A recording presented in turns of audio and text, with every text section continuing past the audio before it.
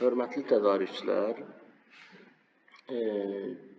hər hansı bir sorğuya təklif vermək üçün ilk növbədə siz gələn bildirişlərə baxırsınız, nəzərə yetirirsiniz ki, burada hansı bildirişlər var. Bundan başqa, ümumiyyətlə, hansı bildirişlər sizin seçdiyiniz sektorlara gəlir. Səhv sektor seçmişsə, fəaliyyət sahələrini dəyiş düyməsi ilə buradan dəyişə bilərsiniz. Məsələn, buradan seçirsiniz hər hansı bir sektoru, burada dəyişə bilərsiniz.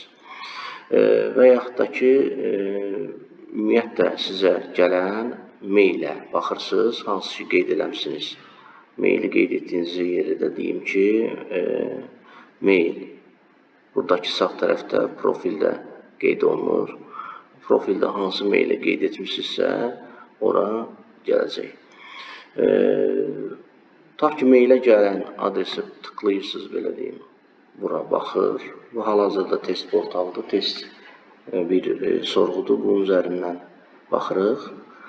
Və görürsünüz ki, suallar verilibdir. Hər hansı bir sualı siz yenidən verə bilərsiniz və yaxud da ki, verməyə bilərsiniz. Yəni, bu sizin seçiminizdir. Spesifikasiyada olan boşluqlar. Spesifikasiyanı diqqətlə oxuyursunuz. Məhsul barədə şərtlər oxuyursunuz. Məhsulun spesifikasiyası ilə tanış olursunuz. Məhsulda olan şəklə baxa bilərsiniz. Və rəsmi qarantiya varmı? Belə bir suallar var. Və təklif ver düyməsi ilə. Onu da deyim ki, sual verəndə suallar iştirakçı nömrəsi ilə qeyd olunur. Kimin sual verdiyi bilinmir. Satın-almaçı da cavab verdikdə bütün tədarükçülər bu sual cavabı görə bilir. Baxırsınız ki, artıq burada bir təklif verilir və siz də təklif vermək istəyirsiniz. Deyək ki, qeyd edirsiniz ki, mənim bir təklifimi verirəm 990 manatı verirəm. ƏDV daxil verirəm. Spesifikasiya şərtlərini qeyd edə bilərsiniz. Və alternatifiniz varsa, alternativ də verə bilərsiniz ki, məsələn, alternativ təklifim 1100 manatdır. Və onu da tutaq ki, HP notebookudur. Onun da alternativ məhsulun texniki xüsusiyyətlərinin spesifikasiyasını qeyd edə bilərsiniz. Deyə bilərsiniz ki, bu 1100 manatdır.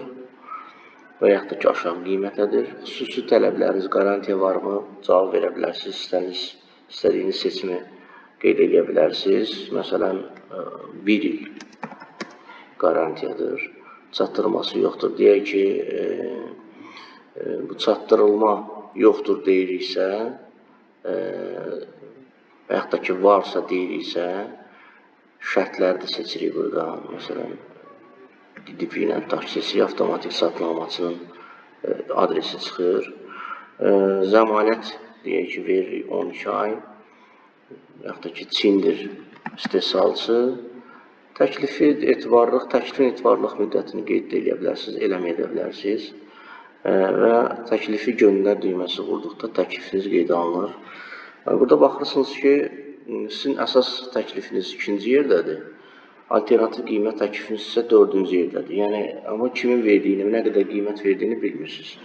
Və qalib olanda siz avtomatik olaraq qalib kimi burada qeyd ediləcəksiniz, sonunda bildiriləcək. Hətta sizinlə də müzakirə keçə biləcəklər. Satın-alması sizinlə müzakirə keçdikdə siz ondan müzakirə keçə biləcəksiniz. Təklifi dəyiş eləyərək, məsələn, bunu yaza bilərsiniz ki, əsas qiyməti nə bilim, mən 900-ə verirəm. 900-ə verirəm. Təklifi də bununla 1000-ə verirəm. Və təklifi göndər düyməsi verdikdə artıq sizin əsas təklifiniz 1-ci yerə çıxır, alternativ təklifiniz 3-cü yerdə olur. Bununla təklifləri göndərə bilərsiniz. Təklifləri göndərdikdən sonra, Allah bağlandıqdan sonra da sonraki təkliflərin düyməsinə girib, buradan təkliflərə baxa bilərsiniz ki, hansı təklifləri vermişəm.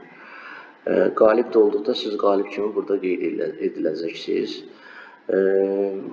Ola bilsin ki, siz fəaliyyət sektoru üzrə səhv seçmişsiniz, neft-qaz sektoruna baxmaq istəyirsiniz. Hər hansı bir sorğu var, onu görmək istəyirsiniz burada.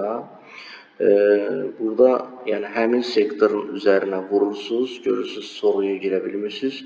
Demək, bu sektoru əlavə etməmişsiniz fəaliyyət sektorunuza. Bunu təsdiq etdikdə artıq bu sektor sizdə asılır.